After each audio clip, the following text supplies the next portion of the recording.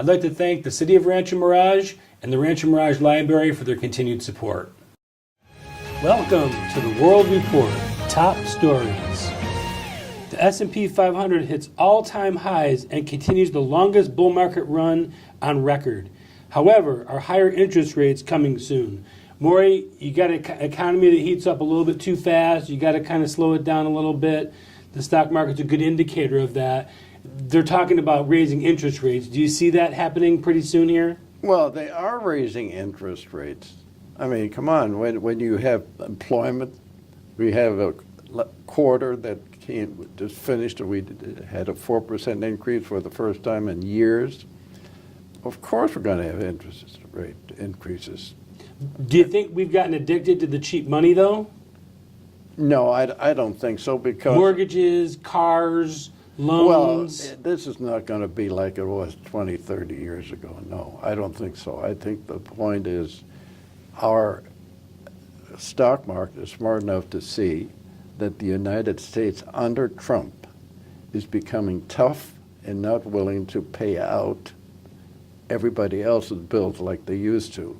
As a matter of fact, if you think we're talking about tariffs, do you know that the average tariff of all our exports only amounts to 2.5%? The incoming imports, we're talking about 25%. So it's way out of balance. And the reason China has become so strong and India right behind it is because we allowed this to happen. And we've never taken care of the United States. When Trump says, make America great again, what he's saying, let's go back to where we used to be, where we took care of ourselves first, not worrying about the other guys. So when you talk about tariffs, can you actually have a free, non-tariff trading community? Is that possible? Well, if every country in the world bought into it, yes. That's what I'm saying. No, it's impossible, because everybody would cheat anyway. If you suddenly said, okay, we'll do it, and then 5 minutes later, they're all going to go back to doing it behind the scenes. So I think the only thing we can do is what we're doing. We're not letting them get away with it the way he used to.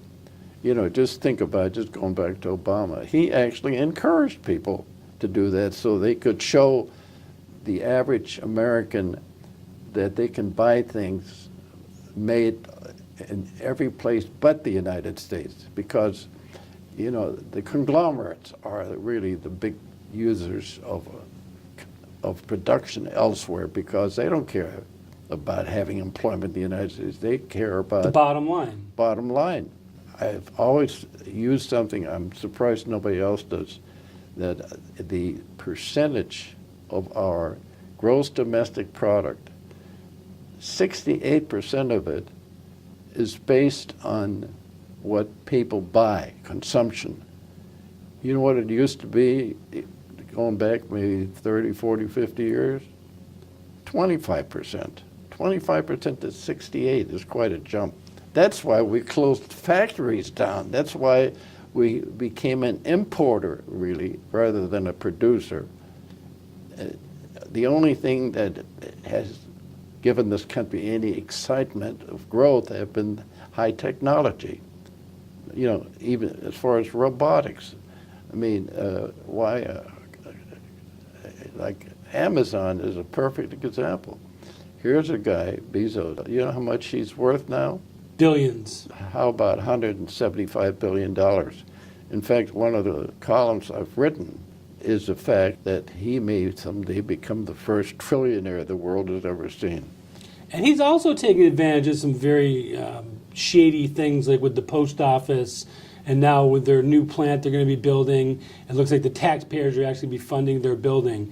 I mean, this guy makes enough money that he should be able to fund his own operation. You would think so. Without American taxpayer money. Same thing with Tesla and Elon Musk. This guy's got his hand in the government till as well. Yeah, but they do that because they can get away with it. Of course. And as long as you can get away with it, they're going to keep doing it. One of the reasons they hate Trump is he says, I'm not going to take this anymore. I'm going to take care of the average American worker. I'm going to make a prediction right now, here as we sit. Trump and the Republican Party are going to do much better on November the 6th when they have the midterm elections. Going to do much better than anybody Okay, expects. so that's not a very Surprising. elaborate description. Are you saying they keep the House?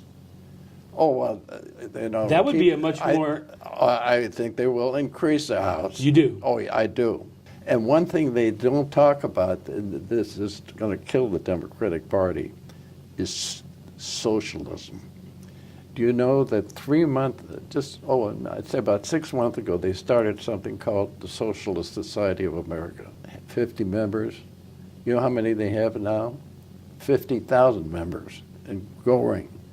And especially the young guys, the millennials, whatever comes behind them, these guys love it because none of them are saving any money. Did you know that? It's all free stuff. They've taken a poll that 80% of people of that age, the millennials, those 18 to 22 or something, in that age group, they figure they'll be taken care of.